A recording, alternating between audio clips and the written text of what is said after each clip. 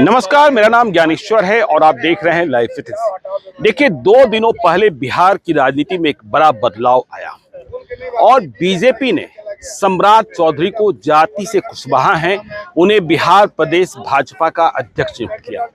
जब हमने यह खबर दुनिया को बताई, बिहार के लोगों को बताई, तो बहुत लोग खुश हुए, बहुत लोग मायूस हुए। जो मायूस हुए उनकी वजह कुछ और थी। मैं कमेंट बॉक्स में देख रहा था, लोग पूछ रहे थे क्या अब बिहार में कोई सवर्ण, कोई फॉरवर्ड, कोई ब्राह्मण, राजपूत, भूमिहार, कायस्थ मुख्यमंत्री नहीं बनेगा। देखिए, मैं स्थितियां स्पष्ट करना चाहता हूं और जो पिछले 35 वर्षों का मेरा अनुभव है और बिहार की राजनीति को जो मैं समझता हूं, यह बात स्पष्ट है और इसे समझा जाना चाहिए। यह जमीनी हकीकत है, बिहार की राजनीतिक हकीकत है, बिहार की सामाजिक हकीकत है कि अभी अगले 1 दशक में, या यूं कहें कि अगले कई चुनावों में, या फिर यूं कहें कि बिहार की कोई भी पार्टी किसी भी ऐसे चेहरे को जो जाति का सवर्ण हो उसे मुख्यमंत्री के रूप में प्रोजेक्ट नहीं कर सकती है। मतलब बिहार का मुख्यमंत्री अभी आने वाले वर्षों में कोई सवर्ण नहीं बन सकता है। देखिए, यह बात तो 1990 में ही स्पष्ट हो गई थी, जब जगन्नाथ मिश्रा, चंद्रशेखर सिंह, सत्येंद्र नारायण सिंह, भागवत झा आजाद जैसे सवर्ण जाति के बड़े नेताओं, या यूं कहें कि कांग्रेस के वर्चस्व को तोड़ते हुए लालू यादव मुख्यमंत्री बने थे कि अब बिहार में पिछड़ों का जमाना आ गया है, सवर्णों का जमाना भूतकाल में चला गया, भविष्य क्या होगा कोई नहीं जानता। देखिए, कुछ महीने पहले हमने देश के सबसे बड़े पॉलिटिकल स्ट्रेटजिस्ट प्रशांत किशोर का इंटरव्यू किया था पटना में, और जब हमने उनसे यह सवाल पूछा था कि आपकी जाति क्या है, तो उन्होंने कहा था ब्राह्मण हूं। मैंने यह भी पूछा था क्या कोई ब्राह्मण भी बिहार का मुख्यमंत्री बन सकता है? उन्होंने कहा बन सकता है। उदाहरण कई दिए थे, बदलाव की बात की थी, क्रांति की बात की थी, लेकिन ऐसी कोई क्रांति अभी बिहार में दिखती नहीं है। यदि आज की तारीख में जब सम्राट चौधरी बिहार प्रदेश भाजपा के अध्यक्ष बन गए हैं, तो हम ये कह सकते हैं कि बिहार में भविष्य के मुख्यमंत्री के तौर पर 3 और चेहरे दिखाई पड़ते हैं। नीतीश कुमार तो हैं ही। अब पूछेंगे कौन चेहरे हैं?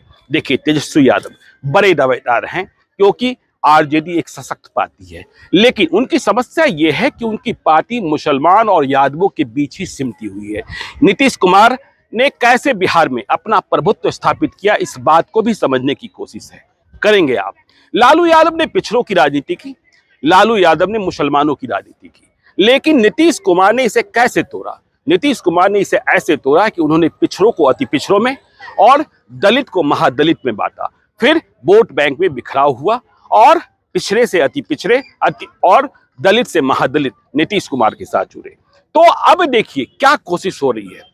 भाजपा ने सम्राट चौधरी को अध्यक्ष बनाकर आगे मुख्यमंत्री के रूप में भी प्रोजेक्ट कर सकते हैं। क्या कहने का और क्या करने की कोशिश की, इस बात को आपको समझना होगा।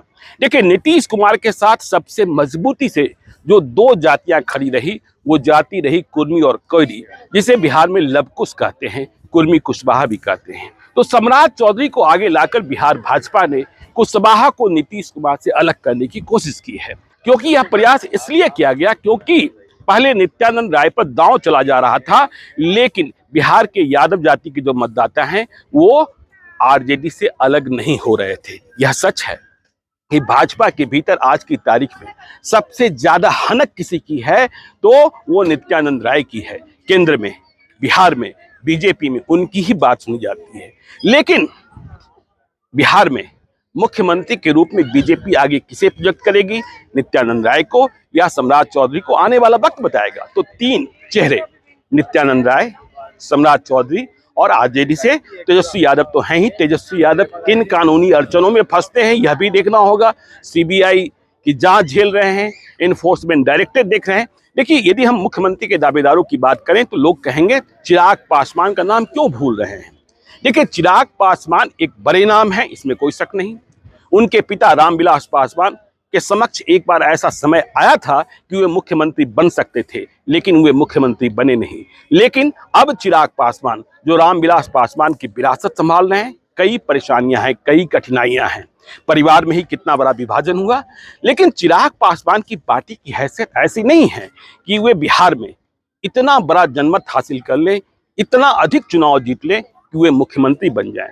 उन्हें तो किसी के साथ चलना होगा, उन्हें एनडीए के साथ अलायंस करना होगा, अभी जैसा लोकसभा चुनाव में दिख रहा है। उन्होंने बिहार विधानसभा के चुनाव में कोशिश करी नरेंद्र मोदी का हनुमान बनकर चुनाव लड़ने की। नीतीश कुमार कहते हैं वे जेडीयू को डैमेज करने के लिए खड़े थे, तो क्या हुआ, एक सीट मिला था।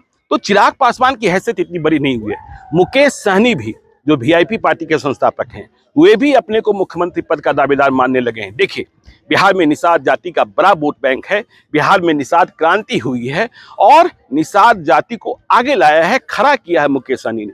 लेकिन हम यह कह दें कि मुकेश सहनी भविष्य के मुख्यमंत्री हैं, अभी यह कहना बहुत जल्दी होगा, क्योंकि मुकेश सहनी के लिए अभी बहुत लंबा सफर है और इस सफर को वे कैसे तय करते हैं यह देखने की बात होगी, इसे समझने की बात होगी। तो फिलहाल देखिए, 3 नामों पर सबसे अधिक चर्चा होगी।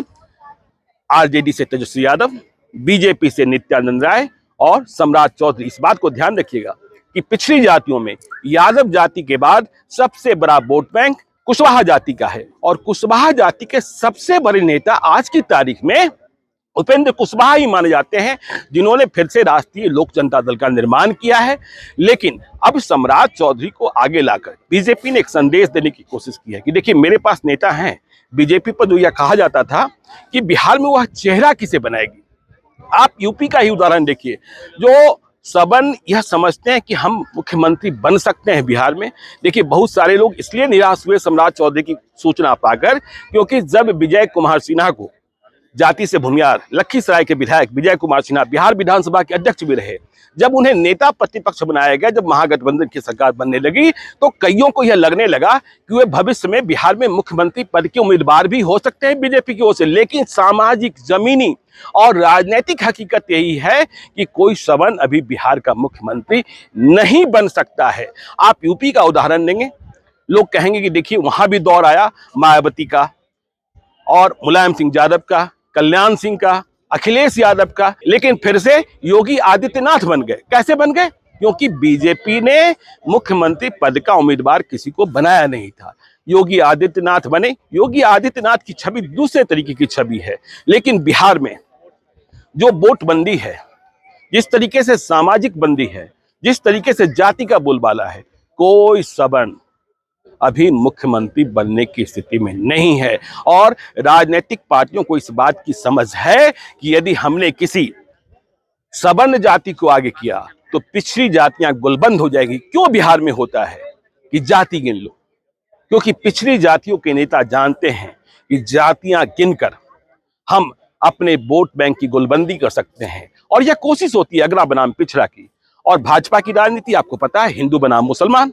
और जब भाजपा की राजनीति हिंदू बनाम मुसलमान की है, तो जो दूसरी जातियां हैं, जो अपने को सामाजिक पार्टी की जातियां मानती हैं, वह कोशिश करती है कि हम जातियों को गिनकर हिंदू में जो अगला बनाम पिछड़ा का भेद है उसे आगे लाकर गोलबंदी करें, समाजबंदी करें। तो मेरी स्पष्ट मान्यता है कि बिहार में अभी कोई सबन मुख्यमंत्री नहीं बन सकता है। यदि आप मेरी समझ से सहमत हैं तो अपना कमेंट जरूर करें और देखते रहें लाइव सिटीज को। यदि अब तक आपने हमारे यूट्यूब चैनल लाइव सिटीज को सब्सक्राइब नहीं किया है तो जरूर कर लीजिएगा, और यदि इस वीडियो को फेसबुक पेज के माध्यम से देखें तो पेज को लाइक कीजिएगा, ट्विटर पर भी हमें फॉलो कीजिए। धन्यवाद।